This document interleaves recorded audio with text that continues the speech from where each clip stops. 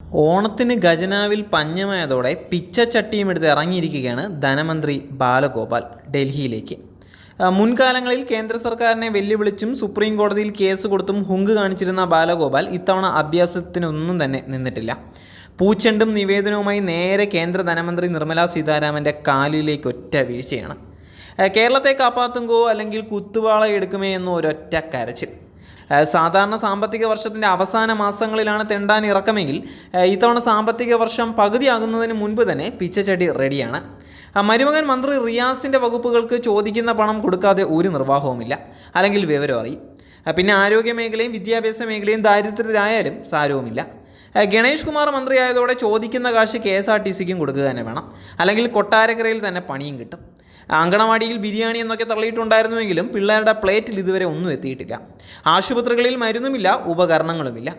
ബാലഗോപാലിൻ്റെ കഥ കേട്ട് നിർമ്മലയുടെ മനസ്സലിഞ്ഞു എന്നുള്ളത് കണ്ടറിയേണ്ടതാണ്. മുഖ്യമന്ത്രി പിണറായിക്കൊപ്പം പുട്ടും കടലയും അടിച്ച് വിട്ടുപോയിട്ട് ആദ്യം ചെയ്തത് കടം വാങ്ങാനുള്ള കേരളത്തിൻ്റെ അപേക്ഷ കൊട്ടയിൽ തട്ടുകയായിരുന്നു. നിർമ്മല ആരാ പുള്ളി?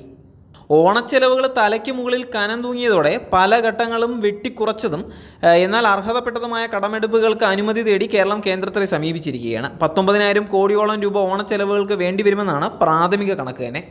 കേന്ദ്രം കഴിഞ്ഞാൽ ഗ്യാരണ്ടി റിസപ്ഷൻ ഫണ്ട് ഇനത്തിലെ 3,323 കോടിയും ദേശീയപാത വികസനത്തിനായി ചെലവഴിച്ച 6,000 കോടിയും GSDP ക്രമീകരിച്ചതിൽ കുറവ് വന്ന 1,877 കോടിയും അടക്കം 11,180 കോടി വായ്പ എടുക്കാനുള്ള സാഹചര്യമൊരുക്കും. ഇതിനു പുറമെ IGST ഇനത്തിൽ വെട്ടിക്കുറച്ച 965 കോടി 16 ലക്ഷവും കേരളം ആവശ്യപ്പെട്ടിരിക്കുകയാണ്.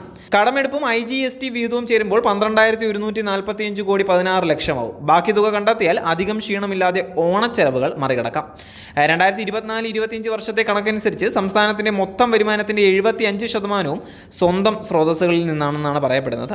2020-21 44% കേന്ദ്രവിധം, ഇപ്പോൾ അത് 25% കുറഞ്ഞിരിക്കുകയാണ്. ഇത് സാമ്പത്തികമായും സാമൂഹികമായും സംസ്ഥാനത്തിൻ്റെ നേട്ടങ്ങളെ പ്രതികൂലമായി ബാധിക്കുമെന്നൊക്കെയാണ് കേരളത്തിൻ്റെ നിലപാട്.